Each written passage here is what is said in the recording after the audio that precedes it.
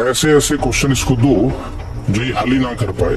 बहुत लोग इसके लिए इंतजार कर रहे हैं कि आप गलती से सिलेक्ट ना हो जाओ। विश्व की छिपकली सबसे बड़ी कौन सी है, सबसे छोटा बंदर कहाँ पाया जाता है, उसका नाम क्या है? आप बताओ ना, टीचर को नोट्स को या कोचिंग को जज करने का आधार क्या है? कैसे जज करते हो? अच्छा पता रेपो की फुल फॉर्म क्या? जिसका इस एग्जाम से कोई लेना देना नहीं है वो भी आपको टांग खींचने के लिए तैयार रहता है। ऐसे सवाल बता दिए उस बेचारे जूनियर को, वो टेंशन में है कि मैं यूपीएससी की तैयारी सही कर रहा हूँ कि नहीं। कुछ बातें ऐसी होती है जो जस्ट जानकारी की काम आती है, एग्जाम में काम नहीं आती है। जैसे आरबीआई का मुख्यालय कहाँ है, ये एग्जाम में नहीं आएगा लेकिन पता होना चाहिए। याद आया कुछ ऐसा बोला था? कोई आपसे पूछ लेगा ये बताओ तुमने बहुत पढ़ाई कर ली, रेपो का मतलब क्या होता है? आप बोलोगे ऐसी ब्याज दर जिस पर आरबीआई लोन दे। वो कहेगा नहीं नहीं वो नहीं, परिभाषा नहीं पूछ, रेपो का मतलब क्या है? ऐसे क्वेश्चन आपको शाम को जो चाय की दुकान पे जाते हैं ना वहां ज्यादा मिलते हैं। जिसका इस एग्जाम से कोई लेना देना नहीं है वो भी आपको टांग खींचने के लिए तैयार रहता है। 3 साल से कोई सो कॉल्ड सीनियर है आपका जो एग्जाम दे रहा, जिससे पीटी पास नहीं हो रहा, वो आपको घेर लेगा। अच्छा कोचिंग कर रहे हो, कहाँ कर रहे हो? अच्छा अच्छा क्या पढ़ा रहे हैं? मौद्रिक नीति। क्या पढ़ा दिया आपको? Repo rate. अच्छा पता रेपो की फुल फॉर्म क्या?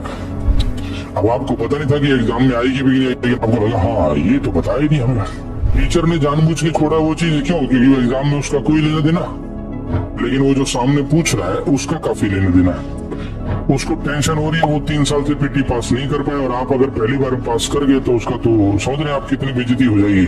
वो चाह रहे इसकी टांग खींच के रखो। ऐसे ऐसे क्वेश्चन इसको दो जो ये हल ही ना कर पाए और उलझ जाए। मेरे पास एक क्वेश्चन आया था, एक स्टूडेंट, बहुत पहले की बात है, आपने सुने होंगे शायद ऐसे क्वेश्चन। एक दिन आया, कहता सर दिक्कत आ रही है मुझे। मैंने कहा क्या हुआ? कह रहा सर यहाँ जो पढ़ाया जा रहा है ना सारे क्वेश्चन उससे हल हो नहीं रहे। मैंने कहा अच्छा क्या दिक्कत आ गई, बताओ क्या क्वेश्चन हल नहीं हुआ? कह रहा सर आपके सब्जेक्ट का पता नहीं है कि नहीं लेकिन क्वेश्चन हल नहीं हो रहे। मैंने कहा क्वेश्चन तो बताओ, अब सवाल सुनना भी उसका। कह रहा सर मुझसे एक व्यक्ति ने पूछ लिया कि ये बताइए कौन सा देश है जहाँ मच्छर नहीं पाए जाते। मैंने कहा किसने पूछ लिया, तुम्हें एग्जाम में आया था? मुझे भी डाउट हो गया। मैंने कहा एग्जाम में आ गया क्या किसी? कह रहे नहीं सर, एक हमारे सीनियर भैया रहते हैं, वो 4 साल से तैयारी कर रहे हैं, हमारे साथ ही रहते हैं, रूम पार्टनर है, ये है वो है। अब आप सोच लो क्या हो रहा है। मुझसे पूछ रहे कौन सा देश है जहाँ मच्छर नहीं पाए जाते। आपने देखा 5 रुपए की किताब जीके की बिकती थी बसों में। विश्व की छिपकली सबसे बड़ी कौन सी है, सबसे छोटा बंदर कहाँ पाया जाता है, उसका नाम क्या है?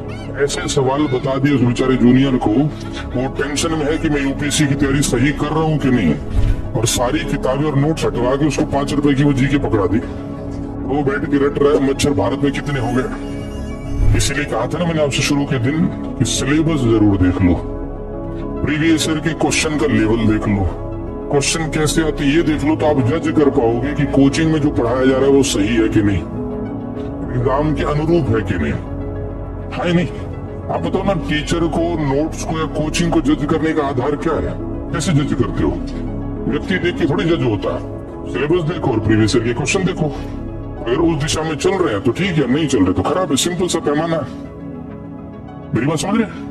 अब उसने उसको बता दिया कि कौन सा देश है जहाँ मच्छर नहीं मिल रहे। ये सब सवाल अगर आप पढ़ने बैठ गए तो आप इमेजिन कर लीजिए कि यूपीएससी का तो कभी नंबर आएगा नहीं, कांस्टेबल के एग्जाम में भी ये क्वेश्चन नहीं आते हैं। तो उसने ऐसे क्यों पढ़ लिए? ताकि वो सामने वाले को हिला सके।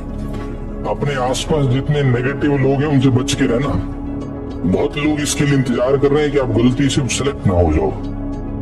क्यों इंतजार कर रहे हैं? क्योंकि आपने अपने घर परिवार में कह के आए हो आप हम जा रहे हैं अब आईएएस बन के लौटेंगे। पड़ोसी ने सुन लिया, वो टेंशन में, उनका बेटा आईएएस छोड़ो, वो आईएएस ज्वाइन करने वाला है। जाने दो, जिसको नहीं पता आईएएस का मतलब जानते हो ना, अखबार पढ़ा करो, हंसी भी तभी आएगी, नहीं तो रीजनिंग समझ नहीं आएगी। आईएएस क्या है भाई? इस्लामिक स्टेट, वो आईएएस ज्वाइन करने वाला आतंकवादी संगठन है।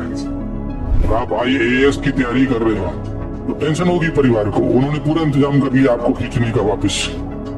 उसके लिए वो घर परिवार में आपके परिवार के लोगों को समझाते रहते होंगे, देख लो प्रयाग गए हैं, जरा ध्यान रखना। समझ रहे कि नहीं क्या बोल रहे हो? और आपको घर से फोन आते हैं, ठीक हो ना, इधर उधर कुछ नहीं।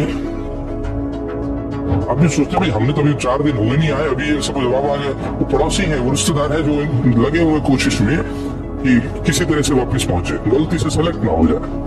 ऐसे ही क्वेश्चन पकड़ा देते हैं। अब देखो जरा क्या क्वेश्चन है, रेपो की फुल फॉर्म बताइए। रेपो की फुल फॉर्म सुन लो भाई, ध्यान रखना, इस जानकारी का एग्जाम से कोई लेना देना नहीं है। इस घटना के सभी पात्र काल्पनिक है। मैं बता के चल रहा हूँ, वीडियो रिकॉर्ड हो रही है, क्योंकि आपको ये पता रहे कि मैंने ये बताया तो क्यों बताया था। केवल इसलिए कि आपको कोई सीनियर, सो कॉल्ड सीनियर चाहे कि दुकान पे हतोत्साहित ना कर दे, अदरवाइज एग्जाम से इसका कोई लेना देना नहीं है। नहीं, एग्जाम में काम नहीं आता, लेकिन उसको चाहिए कि भाई आपको जवाब दो, आप टेंशन में आ जाओगे।